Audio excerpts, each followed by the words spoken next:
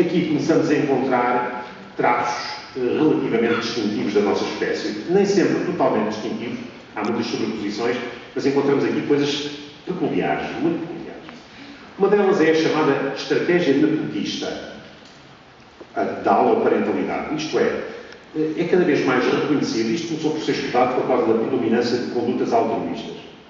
Tradicionalmente, a antropologia e até a economia e muitas ciências sociais e humanas partiam da premissa do egoísmo, uma premissa simplificadora, mas muito explicativa, e a essa altura percebeu-se que havia comportamentos altruístas que eram tão dominantes que não podiam resultar apenas de elevação moral, de firmeza de caráter. Resultavam certamente de outros interesses. Bom, e a essa altura postulou-se que esses interesses também tinham a ver com determinismo genético, porque pessoas que não têm qualquer formação moral explícita, não estão aculturadas, também têm esses comportamentos altruístas. Mais ainda, várias espécies não humanas também têm esses comportamentos altruístas.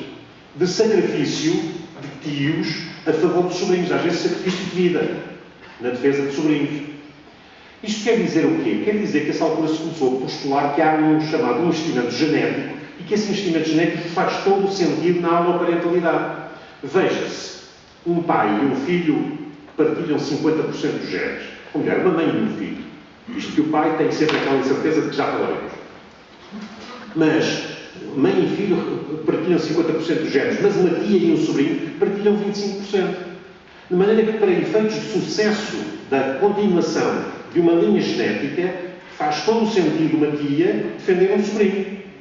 Para perpetuar a sua linhagem genética, tem 25% de probabilidade de a sua linha genética perdurar se defender a vida do sobrinho. Ora bem, isto levou à tal estratégia nepotista. Nepotista aqui, sobretudo, porque entendia-se que esta aloparentalidade era muito dominada por avós. Os avós que acompanhavam a gestação, que protegiam os seus netos e que investiam nos seus netos. Isto tem a ver com várias questões, uma delas com a ovulação dita interna e até críptica neste sentido, que a ovulação na espécie humana é relativamente indetectável, o que faz com que o elo genético da paternidade já seja problemático. E, portanto, que os pais, hoje com os conhecimentos biomédicos, há mais certezas, mas tradicionalmente nem se sabia bem como é que as crianças eram geradas e, portanto, essas dúvidas levavam a que a própria paternidade devesse ser encarada muitas vezes como uma alopaternidade, uma aloparentalidade, isto é, como um investimento que o pai fazia numa probabilidade menor do que 50% de os seus genes estarem em causa com a sobrevivência da prole que lhe é atribuída.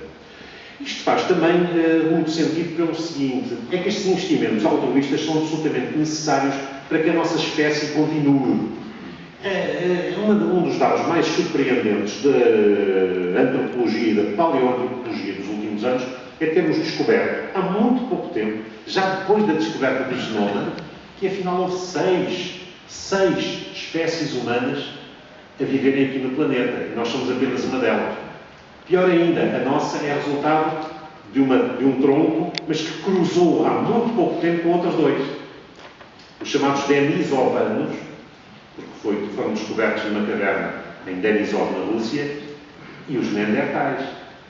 Os últimos neandertais vivos terão estado vivos há cerca de 30 mil a 20 mil anos.